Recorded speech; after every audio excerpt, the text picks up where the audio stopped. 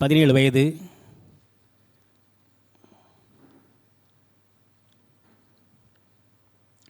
Puncture ஒட்டி காத்தடைத்து பழைய cycle கரி துடைக்கும் அப்பா. அடுக்களை புகை வாசலுக்கு வெளியே புள்ளி கோலத்தை தவிர எதுவும் தெரியாத அம்மா. இடி மின்னல் மழைநீர் பெரிய நட்சத்திரம் ஒன்றி விடாமல் வானம் வஞ்சகமின்றி ஒழுகும் கோழிக்கூடு அளவு ஒரு சிறு வீடு. அது மூட்டை பூச்சிகளின் பெருங்காடு. ராத்திரி மீட்டை பூச்சிகள் முட்டி முட்டி குடிக்கும் எங்கள் பிள்ளைக்கறி ரத்தம். பகலில் நாங்கள் மீட்டைகளை நசுக்கிய குருதிப்பட்டு வீட்டின் சுவர் மொத்தம். அப்படிப்பட்ட எந்த ஒரு அடிப்படையும் இல்லாத ஒரு குடும்பத்திலிருந்து நான் 17 வயசில் பத்திரிகை நடத்தணும்னு ஆசை. ஸ்கூல் படிச்சுட்டு இருக்கேன். உடனே வாரேன். வந்து பத்திரிகை நடத்த வரக்கூடிய நேரத்தில் ஆயிரக்கணக்கானவர்கள் எனக்கு அன்பு கரம் விரித்தார்கள். நன்றிகளால் ஆனவன் நான். அப்படி இருக்கக்கூடிய நேரத்தில் தக்கலைக்கு வந்த உடனே முதலாக தக்கலை அறிமுகப்படுத்தியவர் தக்கலை சந்திரன் அண்ணாச்சி. அவர் தான் கூட்டிரு போய் ஒவ்வொரு இடமா கூட்டிரு போய் ஒரு நிகழ்ச்சி நடத்தி பேப்பரில் என் பேர் வர வச்சு புத்தக வெளியீடுன்னு சொல்லிக்கிட்டு அந்த சின்ன பையன் ஒரு 15, 16 வயசு 17 வயசு அந்த தான் இருப்பேன். அப்போமே என்னை அறிமுகப்படுத்தியவர் தக்கலை சந்திரன் அண்ணாச்சி அவர்களை என்னுடைய கவிதை தொகுப்புக்கு ஒரு சிற்றுரை வழங்க அன்புடன் அழைக்கின்றேன். எழுத்தும் தெய்வம் எழுதுகோலும் தெய்வம் என்றான் பாரதி. அந்த தேசிய கவி பாரதியை முன்னிறுத்தி கொண்டு எனக்கு தரப்பட்ட உரை நிகழ்வுக்குள் வருகின்றேன்.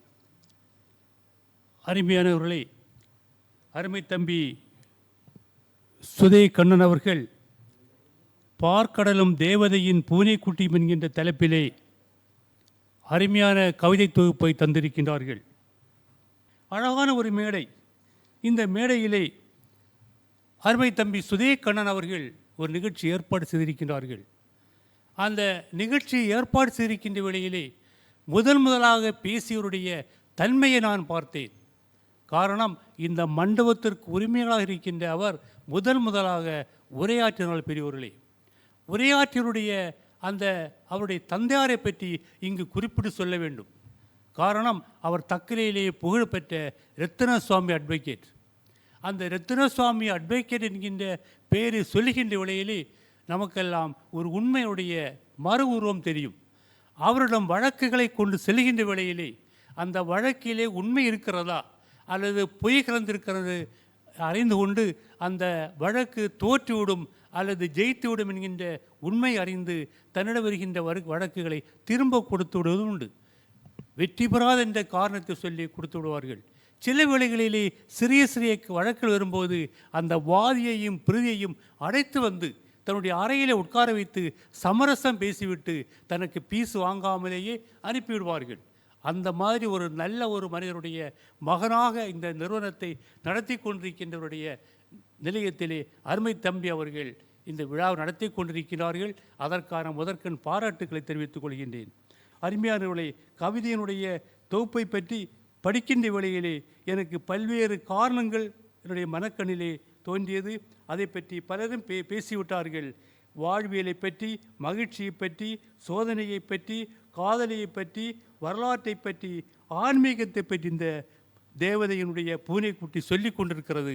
அதை படிக்கின்ற வேளையிலே உள்ளத்திற்கு மகிழ்ச்சி மட்டுமில்லை, எங்களுடைய தக்கலை மண் இந்த சமுதாயத்திற்கு மிகப்பெரிய பங்களிப்பை தந்திருக்கிறது. பார்க்கடலும் தேவதையின் பூனைக்குட்டி என்கின்ற ஒரு கவிதை தொகுப்பை வெகுமதியாக தந்திருக்கிறது. இந்த கவிதை தொகுப்பை நாங்கள் பொக்கிஷம் போல் பாதுகாத்து கொண்டிருக்கின்ற பெரியவர்களை, இந்த தேசம் சுதந்திரம் அடைகின்ற காலகட்டத்தில் இந்த தேசத்திற்கு ஒரு தேச கீதம் வேண்டும், தேசிய கீதை வேண்டும், ஒரு கவிதையாக வேண்டும் என்று மகாத்மா காந்தி ஆசைப்பட்ட வேளையிலே, ஒரு வேண்டுகோளை விட்ட வேளையிலே ரவீந்திரநாத் தாகூர் அவர்கள் இந்தியாவிற்கான ஒரு தேசிய கீதத்தை கவிதை வடிவிலே கொண்டு வருகின்றார்கள். அதுபோன்று முகமது இக்பால் அவர்களும் ஒரு தேசிய கீதத்தை கவிதை வடிவிலே கொண்டு வருகின்றார்கள். அதுபோன்று அன்னி பெசன்ட் அம்மையார் அவர்களும் கொண்டு வருகின்றார்கள். இந்த கவிதைகளை மகாத்மா காந்தி ஊன்றி படிக்கின்றார்கள். பல்வேறு மக்களிடம் அது அளிக்கின்றார்கள். வந்தவர்கள் படித்து பாராட்டுகின்றார்கள். அப்படி படித்து பாராட்டுகின்ற அந்த வேளையிலே ரவீந்திரநாத் தாகூர் எழுதிய தேசிய கீதத்தை இந்தியாவினுடைய தேசிய கீதமாக ஏற்றுக்கொண்டார்கள். தான் ஒரு பேப்பரிலே சாதாரண நிகழ்விலே ஒரு கவிதை வடிவிலே இயற்றிய அந்த கீதம் இந்தியாவினுடைய தேசிய கீதமாக அமைந்திருக்கின்றது பெரியவர்களே. அது மட்டுமல்ல, சிறப்பான ஒரு கவிதை தந்ததற்காக ரவீந்திரநாத் தாகூருக்கு நோபல் பரிசு கிடைத்திருக்கின்றது பெரியவர்களே. இலக்கியத்திற்கான ஒரு பரிசு அவருக்கு கிடைப்பதற்கு ஒரு கவிதையும் காரணமாக இருந்திருக்கின்றது பெரியவர்களே.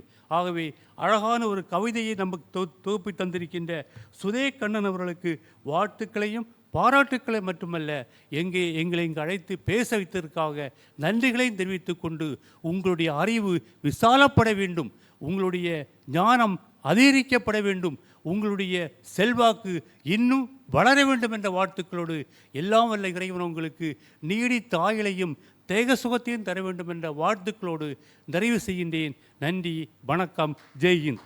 அனைவர் பெயரையும் சொல்லி அன்பொழுக இந்த நிகழ்வை இன்னொரு கட்டத்திற்கு எடுத்துச் சென்ற அன்புக்குரிய தக்கலை சந்திரன் அண்ணாச்சி அவர்களுக்கு நன்றி நன்றி நன்றி.